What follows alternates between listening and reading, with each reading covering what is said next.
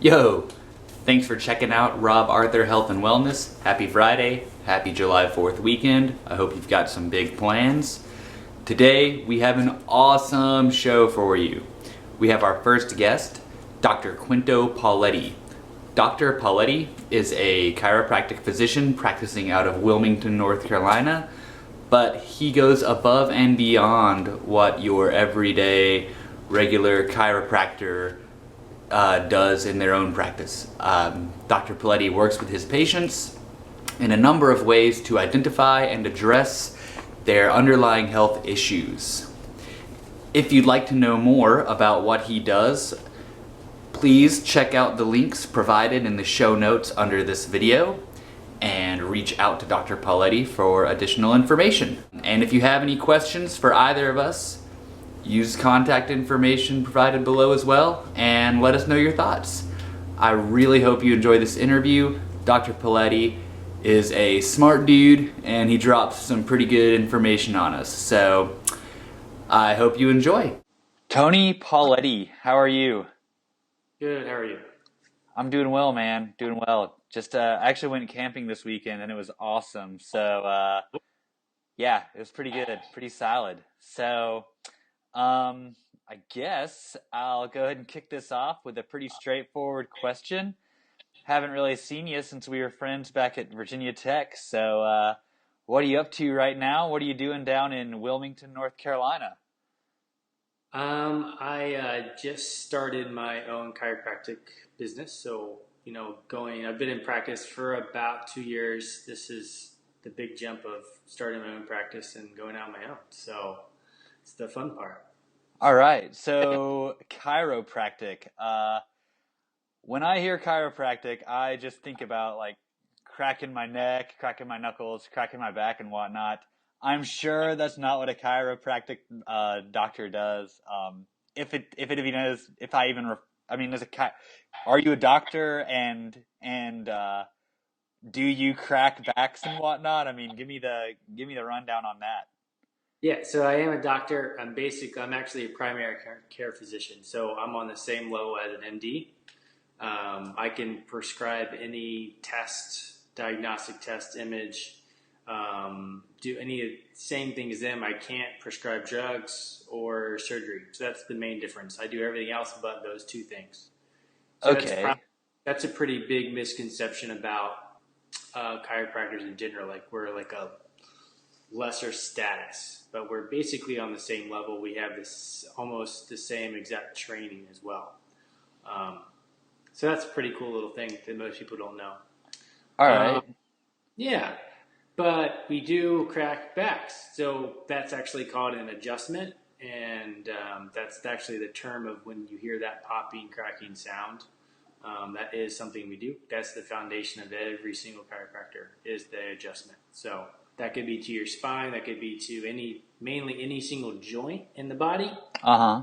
We can adjust. All right. So So what would be the difference between, I mean, why would I go to your office instead of just cracking my own back? Why, yeah, what would be mhm. the purpose in going to a chiropractic doctor instead of just having my buddy crack my back or something like that? Yeah. So mainly is why am I doing it? It's the background of okay, what specific vertebrae or bone or you have it is out of alignment, and what is that affecting? That's going to obviously be pinching a certain nerve. That nerve controls certain functions, and it's also going to so every single time I perform in a specific chiropractic adjustment, I'm doing it for a reason. When someone else just walks on your back per se, right? There's Mm-hmm. nothing specific about it. It's something cracks or moves, it moves. And there's like, oh yeah, good job. Not very, I wouldn't recommend that. It's actually going to create hypermobility in your spine, which is not a good thing. So it's a very specific thing I'm doing for a reason. Okay. Now you mentioned a lot about the back and vertebrate and the spine and nerves. So I'm assuming that this whole chain has a pretty high importance. Is that correct, or am I just guessing here? Completely correct. So Okay. foundation of chiropractic is nervous system controls everything in your body, right? And that's Mm-hmm. a very, very true principle. Okay, so you have your central nervous system, which is the brain, the spinal cord. Then you have your peripheral nervous system, which is everything else. So all the nerves that go from the spine to all of your organs, arms, hands, feet, legs, all those things. All So right. okay, so that's how you can break it down into two different systems of the nerves. And basically, when there's a misalignment or a subluxation is what it's called, of the vertebrae in the spine, it's going to pinch on one of those nerves, essentially interfering with that nervous system, that signal. Okay, if that signal is lost or interrupted, then you're not functioning as well. Okay. Gotcha. Okay. Typically, when it's pinching on a certain part of the nerve, it can cause pain and tenderness and all the radiation, that numbness, tingling stuff. Those are all signals telling your body, "Hey, we have an issue here." Now, Right? why?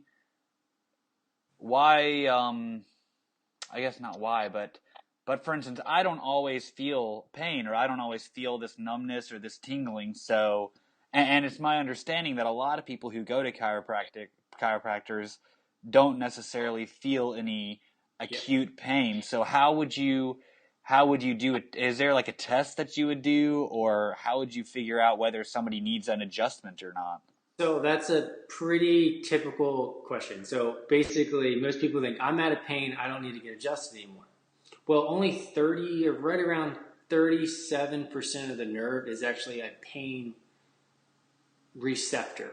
Okay, so that's that's the numbness, tingling, sharp stabbing, pain, all that stuff, feeling, sensation. Okay, that's part of the nerve. The other like 65% is position sense and all the autonomic nervous system, innervation to organs and muscles and tissues and all that other stuff the nerve does. That's the other stuff that you don't feel. So Okay. you could have multiple subluxations and not know it because it's not pinching on the part of the nerve that sends the pain signal. Okay, so that's why when chiropractors say, you know what, you should get adjusted even if you don't hurt because you're still out of alignment and you don't know it. Now Mm-hmm. I can find that out because I palpate the spine and I have other ways of figuring that out to know what's out of alignment, what's not. What do you mean palpate? You So palp. palpate, basically use my hands and I'm going to touch the spine. I'm going to actually physically touch every single vertebrae to see what's out of alignment, what's not. Okay, so the actual physical position of these bones can result in a nervous system problem, or Absolutely. okay, Yeah. and is So it is that proper. the usual cause and effect, or does it run both ways? Like, what's the interaction there? So it could be a physical trauma or stressor that's going to actually physically move the bone out of place, right? That would Mm-hmm. cause the nerve to be pinched. That's the most typical way, right? Something physically happened to you that caused this car accident. Those are you've got a sports injury, something like that. A physical injury caused that misalignment. Or it could be the opposite. It could be you have a super stressful job where you have a repetitive motion you always do. Or there could be something wrong with, your liver, your gallbladder, your heart, or something like that. That's going to go the other way, right? That's putting stress on your nervous system, which is causing that vertebrae to go out of alignment. Huh. So that's the opposite side of things that most people don't realize. They don't understand, like, oh, so you mean other stressors on my body can make me have a subluxation? Absolutely. Not just a physical trauma. So you can have there's multiple reasons why people have subluxation. It's basically the easiest way to explain it is basically like the vertebrae are like circuit breakers, Mm-hmm. and right.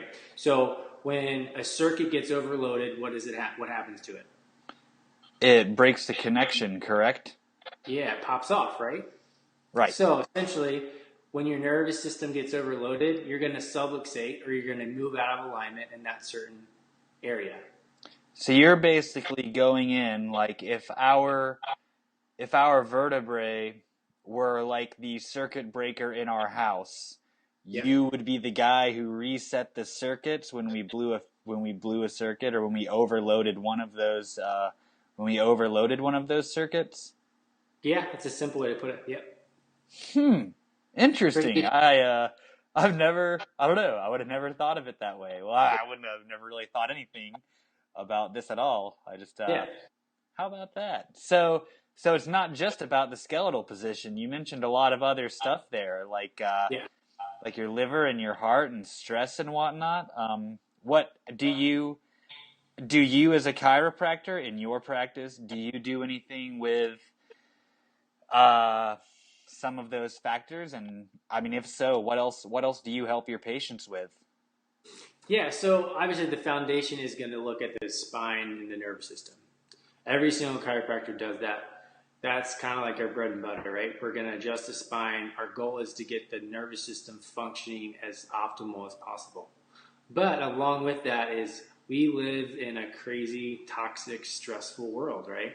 Mm-hmm. People don't know how to eat healthy, and when they try to, they don't even realize all the junk they're putting in their bodies. So what does Mm-hmm. that do to us? Our nourishment comes from food, and when we eat crap, essentially, right? Yeah. uh, how do you have to repair it, right? And so I'm going to look deeper into some of these causes of what's going on. So how is your liver functioning? How is your gut functioning? That's a huge thing. Mainly the gut is what I have to work on typically for most patients. Mm-hmm. So we're going to look for nutritional deficiencies. We're going to look for toxicity. We're going to look for food sensitivities. Um, all those things factor into your health. But also, if you get rid of some of that stuff and some of those stressors, you're going to hold your adjustment longer. You're going to function better. It all goes back to a holistic approach to your body. Okay, so you not only will make the adjustments in the spine, but then you'll also help the patient uh, address the underlying cause of that spine misalignment. Absolutely. Yep. Okay, so when you say that you look for nutritional deficiencies, Yep. what do you mean by a nutritional deficiency, and how what would you do to test for that? Would you just ask somebody what they eat, or have them do a food? I mean, I don't Yeah. know. What So do you do? there's multiple ways to go around it. A food log is one of the ways. I'm just going to ask them questions about kind of general their diet. Um, I have definitely have certain ways of testing. I use a technique. The basis of my technique is called applied kinesiology. So that's basically using manual muscle testing as a indicator to the body to figure out what's going on. Hard to explain completely, but once you see it, you understand. So basically, I'll use a muscle test, which if you've been to the doctor, they probably tested like reflexes, and they've graded your muscle from like 0 to 5, right? So how Mm-hmm. strong are you, right? Uh-huh. Okay. So basically, we're going to take a strong muscle. So like you hold that resistance really strong. Like it's a 5 out of 5. I can't push it down per se. And you're going to challenge that muscle. We're going to challenge that against certain things, or I'm going to test certain reflex points and see if I can induce a weakness. Mm-hmm. And kind of how that works is your body, the muscle test is kind of like the keyboard, and your body and your nervous system is like the CPU. So we're giving your body inputs, okay? And we're seeing, is that going to break that circuit or change input, right? So that's kind of Mm-hmm. how the muscle testing thing works, is basically we're going to challenge your body. We're going to start with a strong muscle test, challenge your body with something, or touch your reflex points and see if it weakens you. If it does, then we know we have an issue. Doesn't Okay. necessarily it's really good, really bad. It's just saying we know there's a change, and why is there a change? And that just kind of leads me on the direction of, all right, is this a nutritional thing? Is this a toxicity thing? Is this stress? And I kind of keep on asking questions until I get the answers I need.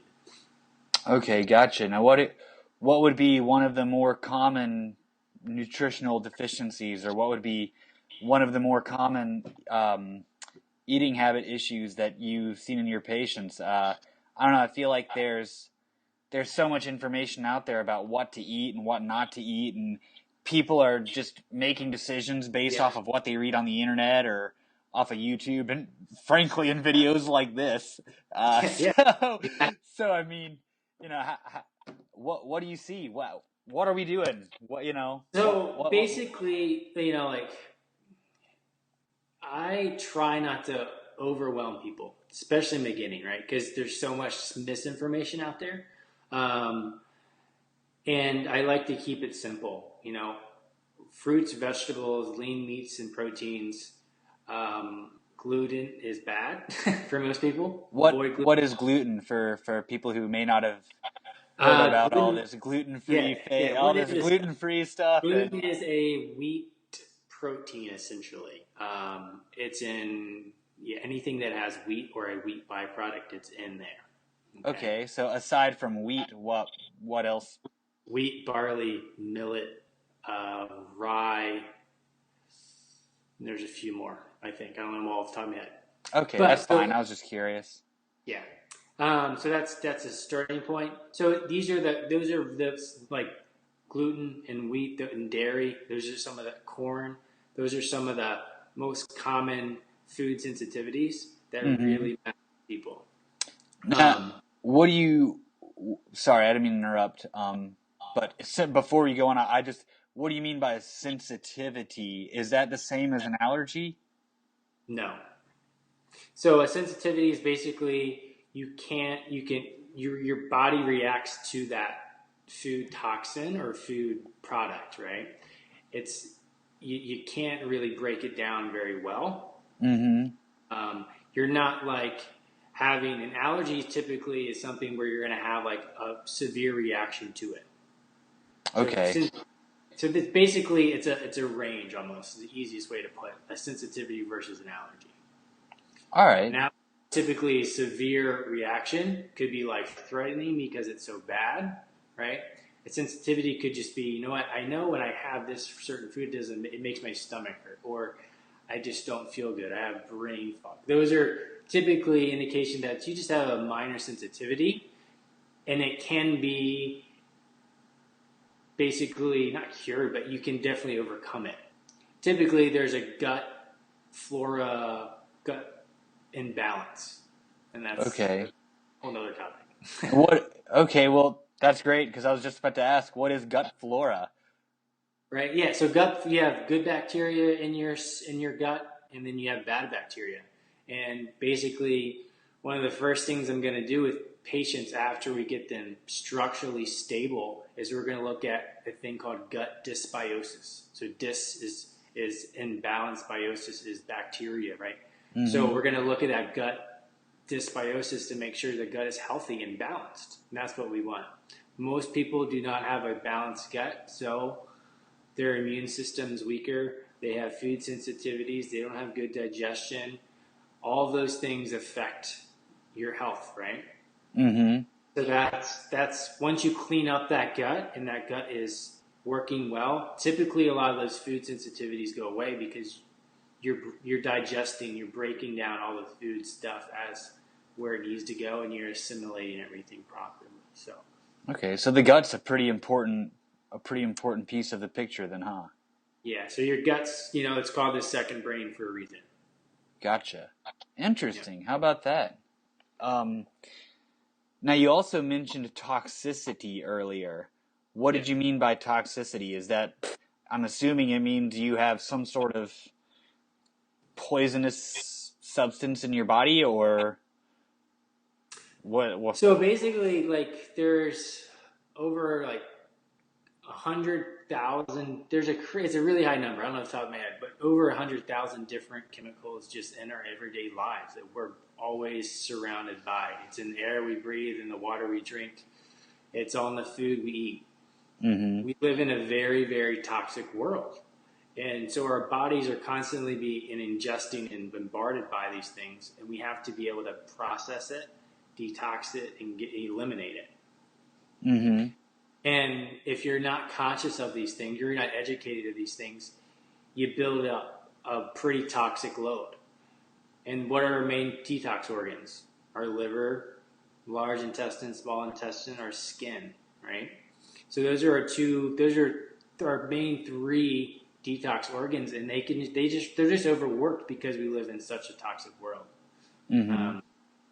And so it's basically, you know, giving, maybe I'll put a patient on a cleanse to kind of help detox their body, or I'll recommend, certain exercises to really detox. All those things, or there's certain supplements I'll do to help support those organs.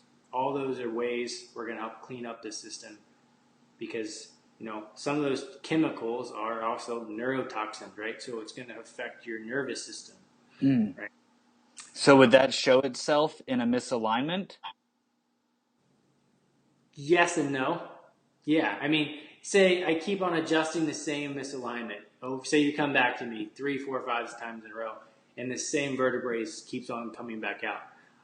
I'm gonna wonder, typically after like the second or third time, why aren't you holding your adjustment in this area? If the same vertebrae keeps on coming out of alignment, I'm gonna question why. Mm-hmm. Because change is a good thing when you're looking at the body.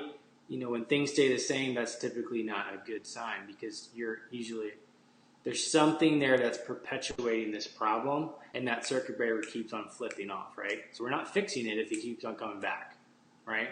Makes sense? So that's when you have to look into, okay, maybe this isn't a structural issue. I'm not going to adjust you to I'm blue in the face. That doesn't make sense.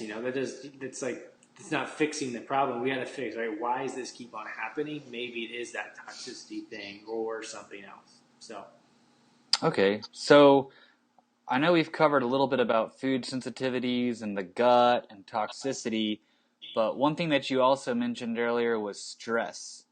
yeah. What kind of role does that play in all this? And it sounds to me like they're all pretty interconnected. And is stress a part of that as well?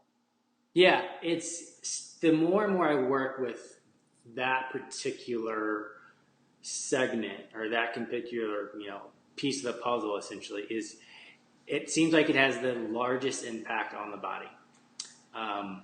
It's pretty amazing how stress affects us.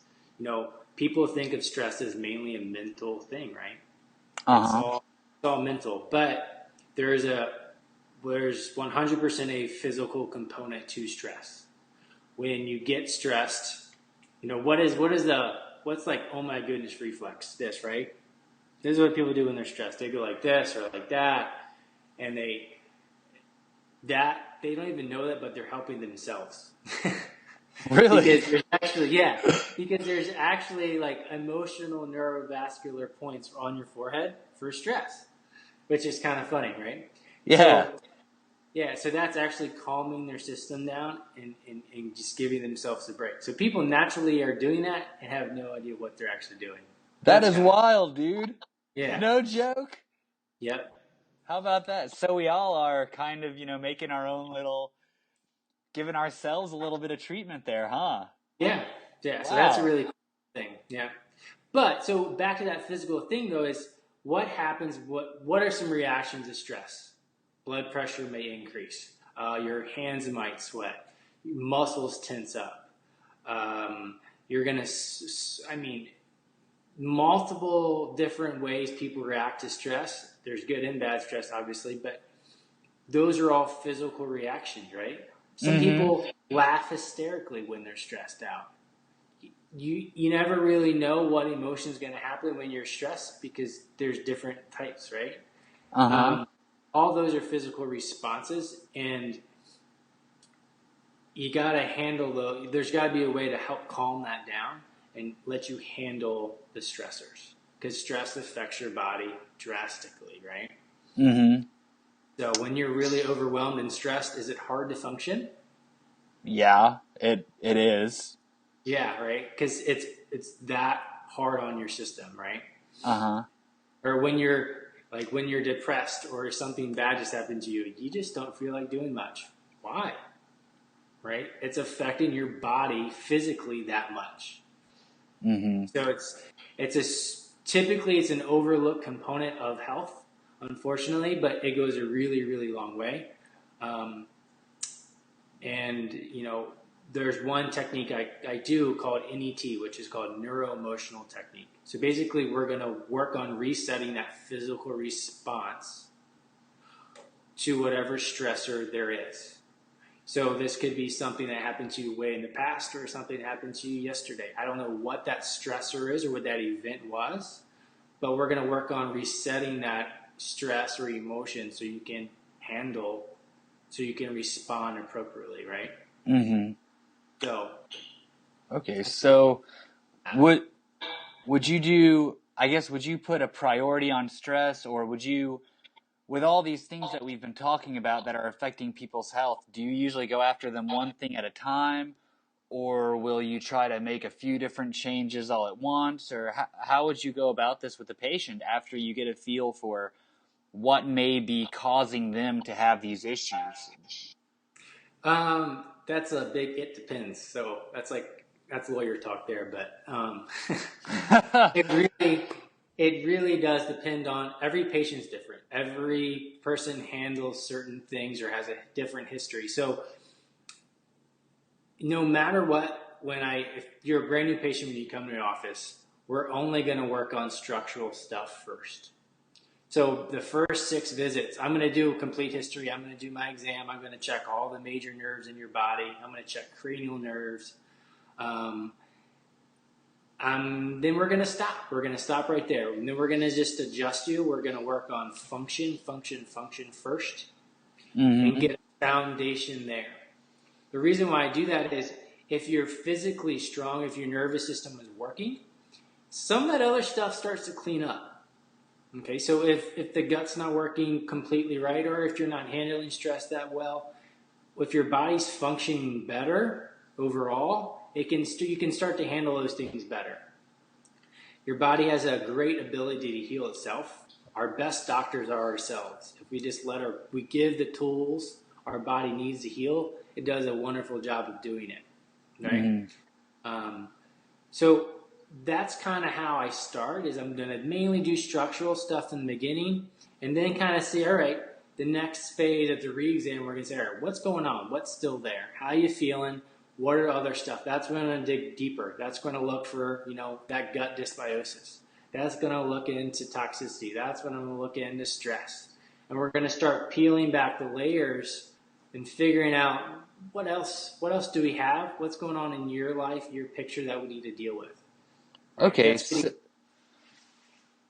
so you basically are using your chiropractic approaches to reach the same end, the same end goal as a traditional medical doctor or surgeon would. You are using a more holistic internal approach, or you're using your own approach to essentially bring the client to full health.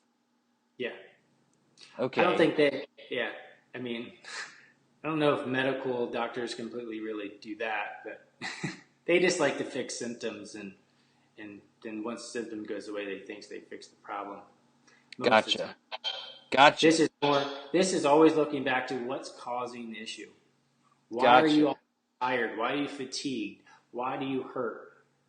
So instead of just putting ice on your patient's thumb, you tell them to quit slamming it in the drawer. Yeah. That's pretty simple, right? Straightforward. Yeah. Gotcha. Yeah.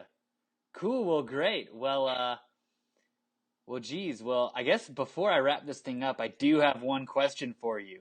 The ultimate goal of these videos is for the audience to be able to take something out and immediately be able to apply their what they've learned. And obviously, I don't know. At least to me, I think you've already given a lot of information just about all the stuff that can have an effect on our health. I think that was awesome that you covered all those different aspects. But just based on what you've seen in your practice, what is maybe one habit or one thing that the audience could do in their own lives, just on their own?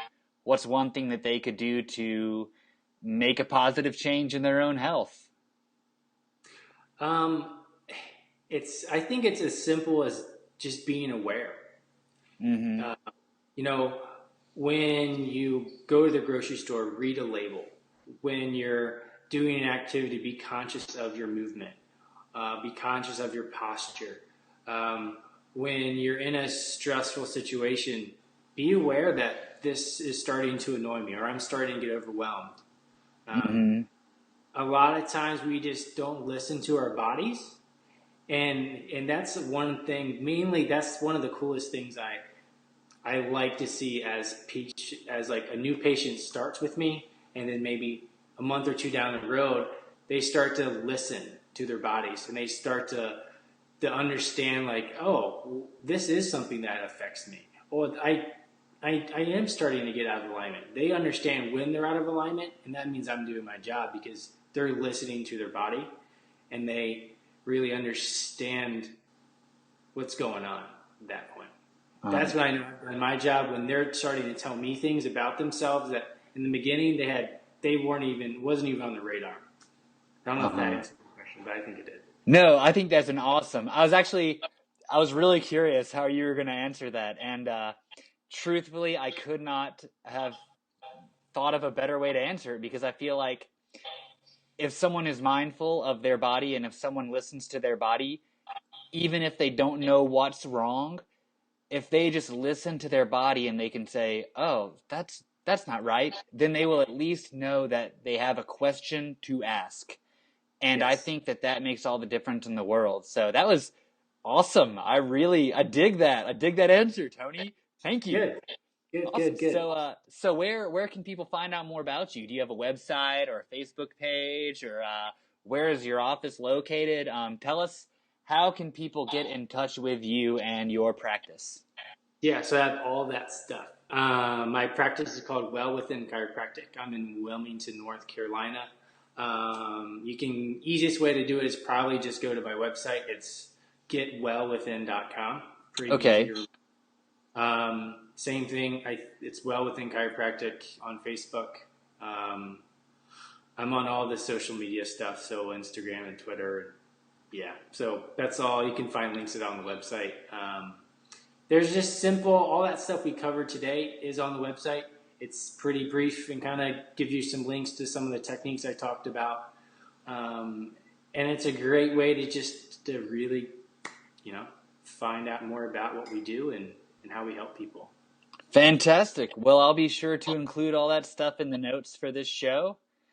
And thank you so much. I feel like we learned quite a bit today. That was a lot more than I thought chiropractors did. So thank you so much for sharing that. You're more than welcome. Thanks for having me. Oh, my pleasure, Tony. Well, you have fun down in Wilmington, and maybe go to the beach today or something and get some sun, man. Yeah. I really hope you enjoyed that interview as much as I did. I hope you learned a ton. And again, check out the links below this video if you want to learn more. And have a fantastic July 4th weekend. Have a great time. Bye.